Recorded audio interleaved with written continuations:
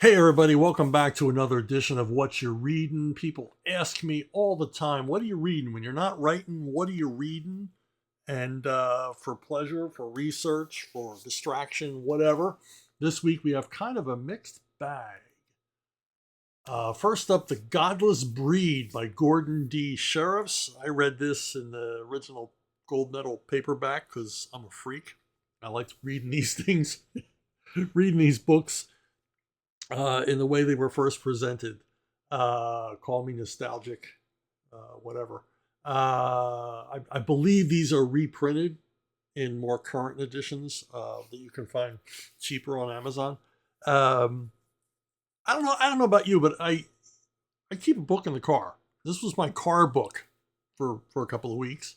Whenever I had to go to an appointment or had some spare time, or maybe sit out in front of the Wawa and have a few sips of coffee and read a few chapters.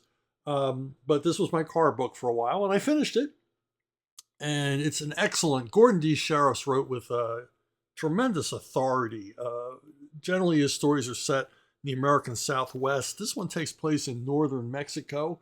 It features Lee Hunter, a gunslinger and adventurer and treasure hunter, who runs into trouble with the law south of the border and is offered the choice of either hanging or helping the local padres find a missing statue of the Virgin Mary. This has been missing for a long time. It was stolen by a Yaqui Indian cult and hidden somewhere in a village or somewhere in some sanctuary far to the south in central Mexico.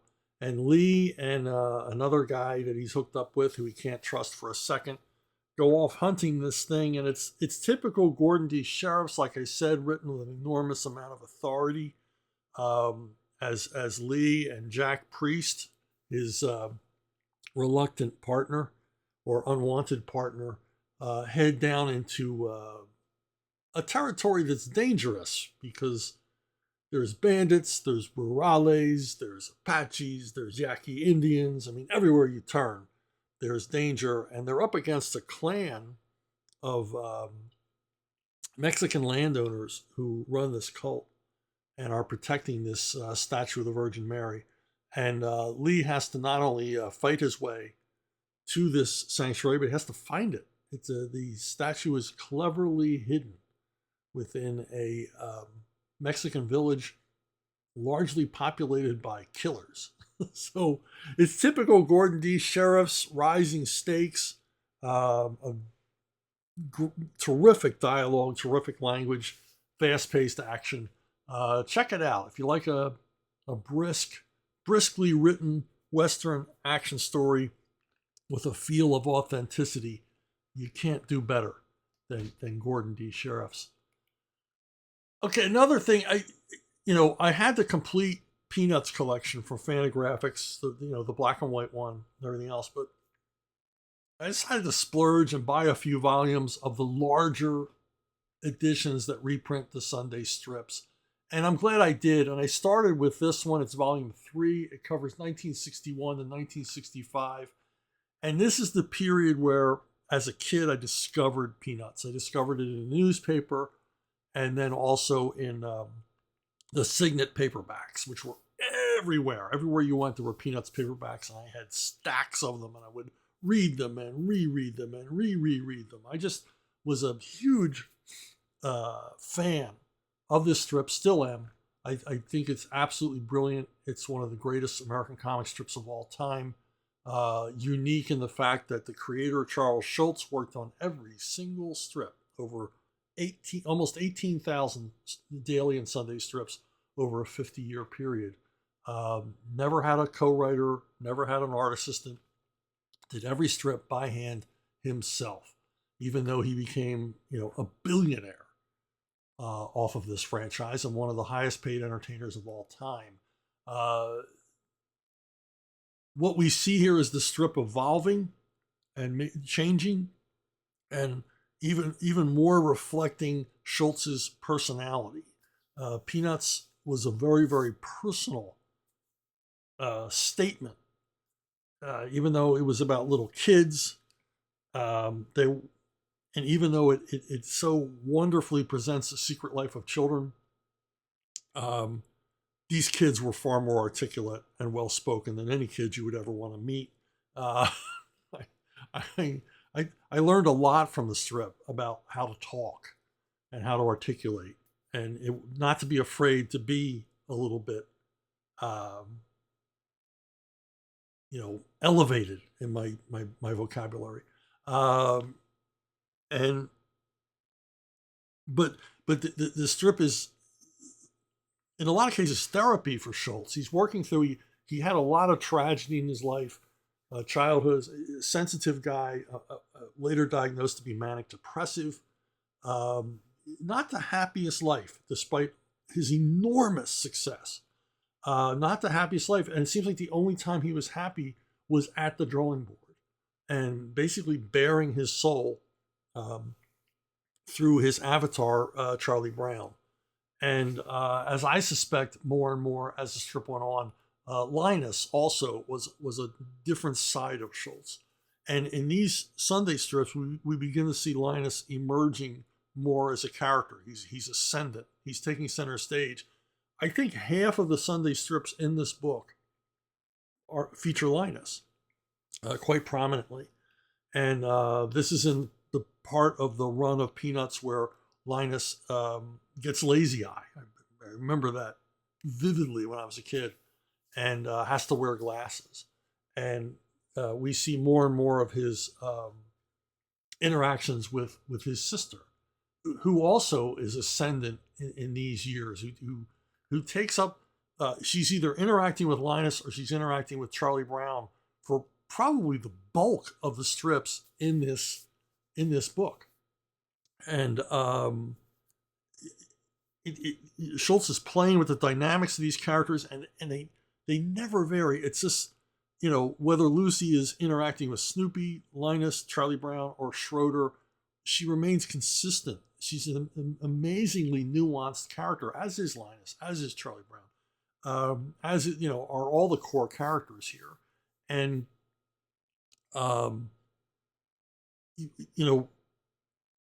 this really is where this strip begins to emerge as a major part of American pop culture. These are the strips that appear just before the debut of the very first Charlie Brown television special.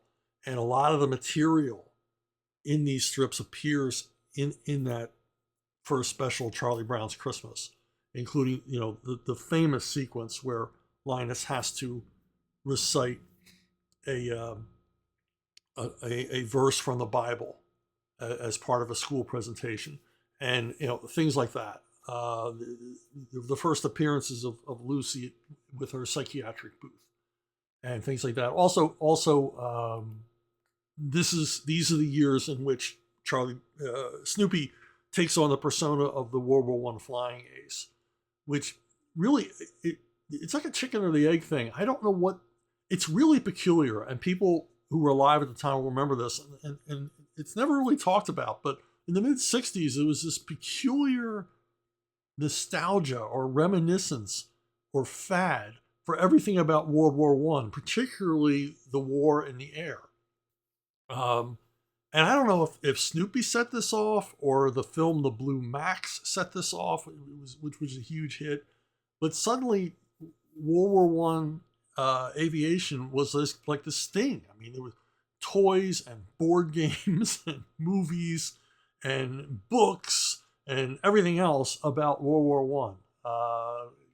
Kind of crazy. But anyway, I mean, it just shows or is an example of the impact that, this simple little comic strip about children, Peanuts, had on pop culture. That, Snoopy became a phenomenon. He was everywhere. And this would lead to the years like in the late 60s, where there was a period where Schulz was responsible for the number one special on television, number one show on television, the number one book on the New York Times bestseller list, the number one Broadway play, and even a top charting album of songs based on Snoopy and the Red Baron. So, I mean, he became, in later years, all the way into the 80s, when they would list the wealthiest entertainers in entertainment, Charles Schulz always ranked like two or three. I mean, he was up there with the biggest names, the biggest moneymakers, because he had such an impact on the culture. And really, this book of Sundays 61 to 65 is this is where it starts. This is where it's fascinating to read. And even though I've read these strips countless times. Of course, I haven't read them in a long time. Uh, I still laughed. I mean, still of them are very very funny, and and then others are touching without being cloying, without being sentimental. Um, it's whimsy backed up by pathos, and it always works for me. Schultz was a genius. He really was in this world he created. This world based largely on himself, on his own neuroses. And that kind of leads me to the next book. Kat Timpf's book, You Can't Joke About That. Now, I am not, I don't buy any of the, Fox News has a publishing machine. Every one of their hosts and guests, they all got a book to push. And I don't fall for them, because largely it's just transcripted from things they've said on the air, or they've dictated it, or it's just ghost written entirely. I don't buy it. But I wanted to read Kat Timpf's book because she is a writer, and nobody ghost wrote this book. And it's a really, really interesting book because it's part autobiographical, but then it moves into the value of humor in our lives, how we need humor, and then a lot of stuff about free speech, because Kat is a libertarian who I don't always agree with her views, but she's always worth listening to. It's always well thought out. But I do agree with her 1,000% on all of her views on free speech. That free speech must be guarded, even the speech that offends. And Kat talks about when she was a stand-up comic, and she knows what a stand-up comic goes through, and she talks a lot about that and her early life and her trials and tribulations. This poor woman has really been through the ringer, which, if you know anything about comedians, most of them have. Just like Charles Schulz drew from his own personal tragedies in life to present the humor in Peanuts. Most stand-up comics, probably with the exception of Jerry Seinfeld, have miserable backgrounds, have horrible things that happen to them in their life, and they use stand-up comic largely as therapy. And as Kat says, not only does a stand-up comic want to make people laugh, but more importantly, they just want to talk. They just want to talk it out in front of an audience. And she's a staunch defender of comedians saying, if it's funny, say it. And that's kind of Ricky Gervais has often said that. If it's funny, say it. It doesn't matter if it's offensive to someone, it's funny. And she goes into the, Will Smith, Chris Rock slap thing in a chapter. And she goes, the various protests against free speech on college campuses. I think we're seeing a turnaround in this phase of our societal evolution, or de-evolution in this case. But the battle on university campuses against free speech, which is like the last place on earth you would see people advocating for censorship or banning or burning books, but it's happening. But we're starting to see a turnaround, and she documents a lot of that. And she also goes into some detail in one chapter about Joan Rivers, and she talks about Joan Rivers' success as a comedian, and how Joan Rivers was an inspirational figure to Kat Timpf, because Rivers never guarded her mouth. She said whatever was on her mind, no matter how much trouble it got her in. And not only does Kat give her estimation of Rivers' power and the magic and her personality, but she also talks about the evolution of her comedic style. I never heard this term before, but she said Rivers was at the beginning of what is called confessional comedy, the kind of comedy where the comedian comes out and lays their soul bare to the audience for laughs. And she said the pioneer of this was Woody Allen. If you watch Woody Allen's stand-up routines from the late 50s, early 60s, you'll see what she's talking about. He talks about his therapists. He talks about his failing marriage and things like that. Things that we commonly hear comedians deal with today, but at that time was shocking, new, and fresh because largely comedians just came out and told jokes. But Woody Allen came out with this narrative about his life, and Joan Rivers follows him doing the same thing. Her trials and tribulations, and Kat puts forward that Joan Rivers was a feminist, although she rejected that term. People would call her a pioneer. They would talk about what she had done and her importance as a female comedian. And Rivers would always push back. She says, "It's not about what I've done. I'm still doing what I've done. I never stopped. I'm not a pioneer. I'm still in the trenches. I'm still fighting." And, I'm not a feminist and I'm not a female comedian. I'm a comedian.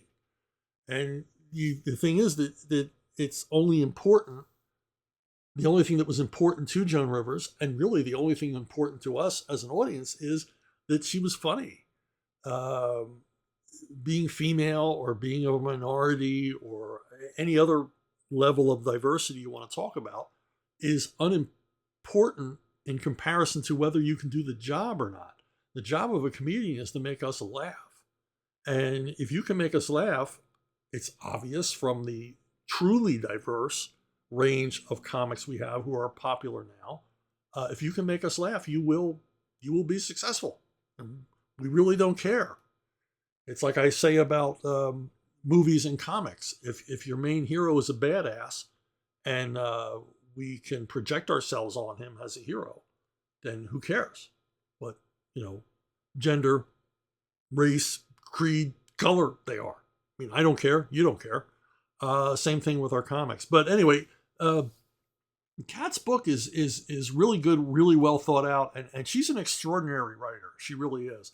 And there's a little bit of behind the scenes stuff about the Gutfeld show she throws in here and there. She does it sparingly because she doesn't want to make the book about that, even though we're all dying of curiosity about what it's like backstage at Gutfeld. But it's a brisk read. A lot of it's funny. A lot of it is frankly horrifying. It's disturbing. I don't want to chase you away from the book, but it's it's a fascinating read from an extraordinarily talented writer and I believe thinker. So there you have it. I promised a mixed bag, and that was it. And I told you what I'm reading. What are you reading?